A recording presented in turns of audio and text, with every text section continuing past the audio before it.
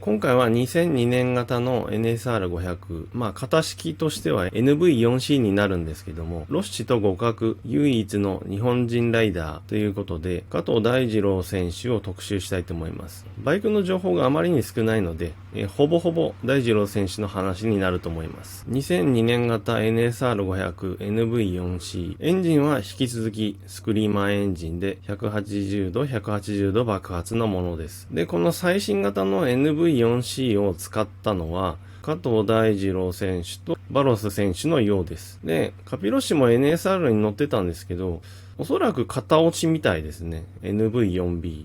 これがシーズン途中で大二郎もバロスもRC211V に乗り換えたので、途中でカピロッシも NV4C に変わったと思うんですけども、あんまり細かい情報がなくて、すいません、ちょっと正確じゃないんですけど。MotoGP 企画になって、最後の NSR500 ということですね。大二郎選手のグランプリでの経歴を簡単に紹介します。2001年 GP250 チャンピオン、2002年 MotoGP クラスデビュー、NSR500 で戦い、チェコ GP から RC211V へ乗り換えた。2003年、鈴鹿での事故により高い。2001年に NSR250 に乗ってチャンピオンになります。で、無事にステップアップして、2002年は MotoGP クラスに来たんですけども、とりあえず NSR500 ということで、後で RC211V に乗り換えました。で、残念ながら2003年、鈴鹿での事故によって亡くなってしまいました。で、この2002年シーズンなんですけども、大二郎選手、2002年が始まる前のテスト走行なんですけども、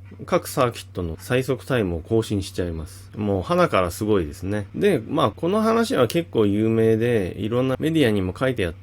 すごいんですけど、私よく覚えていて、こっちの方がすごいなと思ってました。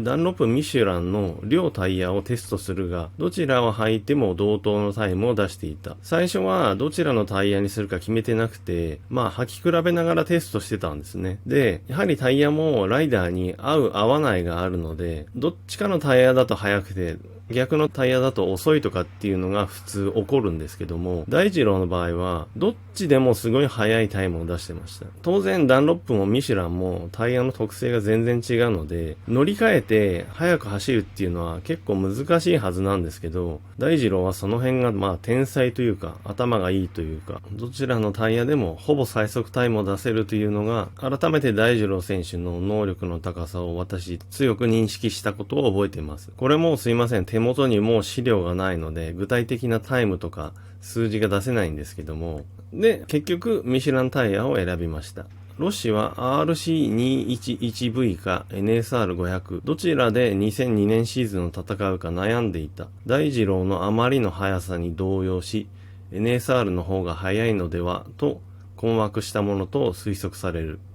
大二郎が NSR でコースレコードを連発してるのを見て、ロッシは大二郎の動向を非常に気にしてたそうです。速いタイムを出すと、そのラップは何のタイヤを使っていたのかとか、しきりに聞いていたそうです。つまり、ちょっと前まで自分が乗ってた NSR で、それより速いタイムを出されてしまったということでしょうから、大二郎のことを脅威に感じてたんでしょうね。ロッシが他のライダー相手にこういう行動をするのは非常にレアなケースだと思いますね。まして、言い方悪いですけど、日本人ライダー相手にそこまで神経質になるっていうのは、大二郎を相手にした時だけだと思いますね。で、シーズン始まりまして、RC211V とのパワー差があまり出ない第3戦スペイングランプリでは、宇川を抜き2位表彰台。その後はパワー差に苦しみ、第6戦から V スペックバージョン2を持ち出すも、2000年仕様よりもさらに研ぎ澄まされた特性、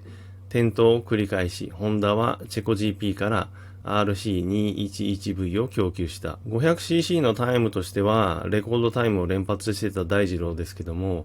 やはり MotoGP の4サイクルマシンと比べると戦闘力は劣ってましたので辛い戦いだったんですけども、コーナーが連続するこのスペイングランプリなんかでは、宇川選手を抜いて2位になってます。パワーのハンデさえなければという感じですよね。で、そのエンジンパワーの差に苦しんでた大二郎選手は、前回の動画でもちょっと紹介した馬力を最優先に開発した V スペック、これの新しいバージョンがあったらしいんですけども、そのエンジンを持ち出したんですね。なんとかして RC211V に食らいつきたいということだと思うんですけども、やはり危なっかしいエンジン特性っていうのは変わんなくて、大二郎選手も転倒を繰り返しました。もうそれを見かねて、ホンダは急いで RC211V を供給したようです。まあ大二郎がそこまで頑張ってるので、ホンダとしても黙っていられなかったわけですよね。やはりそれだけ、ただ単に才能があるだけじゃなくて、努力をしていた、みんなを認めさせる努力をしていたんだと思いますね。で、RC211V に初めて乗った大二郎ですけど、初レースチェコグランプリからトップ争いをする大二郎。排気量やバイクのサイズを問わずすぐに乗りこなした。あまりにも惜しい才能だった。先ほどのタイヤのとこでも言いましたけど、道具が変わったりすれば、ライダーは慣れるまでに時間がかかるのが普通なんですけども、大二郎選手の場合は、この RC211V にいきなり乗っていきなりトップ争いをします。やっぱりすごいですね。そもそも大二郎は非常に小柄なので、こういう大きい4サイクルのバイクは不得意なはずなんですけども、全くそれは関係なく乗りこなしてしまいます。まあこの辺もロッシが恐れた理由の一つですよね。はい。ですけども、この翌年に、亡くなってしまいました。まあこれが NSR500 最後の年、奮闘した大二郎と、まあ RC211V に切り替えて、まあ翌年惜しくもなくなってしまったという非常に簡単な大二郎選手のグランプリでの歴史になります。で、前回の動画でも紹介した、私が実際に見た大二郎選手の走り紹介したいと思います。大二郎選手の走りは、3回ほど見てます。97年の全日本。ここに書いてある99年の全日本。2001年、ワールドグランプリでのチャンピオンになる年ですね。今年ももちろん早いんですけど、一番印象に残ってるのはこの99年です。全日本の最終戦で見た大二郎の走り。誰より遅いブレーキング。誰より速い旋回速度。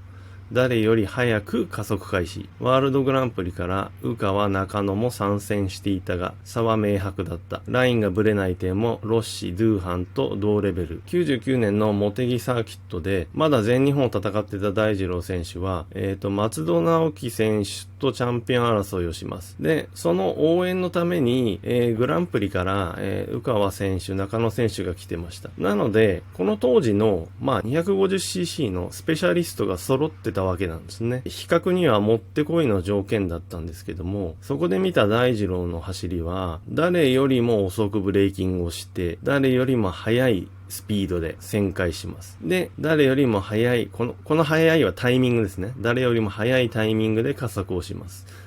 単純に考えて、遅くブレーキングをしたら、突っ込みすぎて曲がれないはずなんですけど、大二郎選手の場合はそれがないんです。遅くブレーキしたのに、速い速度で曲がります。そう、速い速度で曲がっているのに、加速開始も速いというね、非常に不思議な運転でした。単純に推測すると、使えるタイヤの性能を、限界まで使ってるってことですよね。まずブレーキで、限界のグリップを使ってる。で、次に曲がるというタイヤの踏ん張りに対してそれも限界を使ってる。で、加速方向でのグリップを最大に使ってる。口で言うと単純なんですけども、それをマイラップ正確にできるということですね。で、あと、これも前回話したライン取りがどれだけブレないかっていう話なんですけども、やっぱりこれもロッシ、ドゥーハンと同レベルの感じでした。全然ブレないです、大二郎選手。宇川選手、中野選手と比べても、大二郎選手のライディングが一番精度が高かったですね。なので、この時の走りは250ですけども、これが500に変わっても、同じだろうなっていう想像ができます。はい、次が、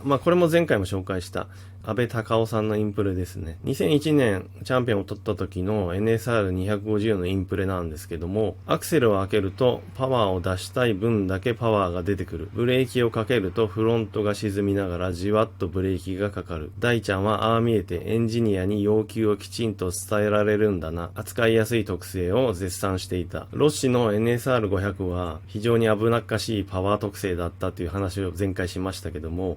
大二郎選手は全く反対で、パワーを出したい分だけアクセルに比例してパワーが出てくると。で、ブレーキをかければじわっと効いてサスペンションが沈むと。非常に扱いやすい特性だったそうです。大二郎選手はどちらかというと口下手な性格だと思うんですけども、だけどエンジニアに対して必要な要求をちゃんと伝えられるライダーだということですね。それを安倍隆夫氏は絶賛してました。やはりこういう扱いやすくて速いバイクを作れるというところからしても、他のライダーとはちょっとレベルが違うというか、やはり世界一のレベルなんだなというふうに思います。まあ繰り返しになりますけども、MotoGP 参戦の途中で亡くなってしまったのが非常にもったいないです。大二郎であれば、ロッシと互角に戦うことができたと思います。日本のバイクレースの歴史が変わったんじゃないかなと思います。はい。まあ、今回は以上です。2002年型の NSR の話というよりも、ほとんど大二郎の話になってしまいましたが、はい。まあ、ぜひ皆さんにね、お伝えしたいと思いまして作りました。はい。また次回動画作りますので、応援よろしくお願いします。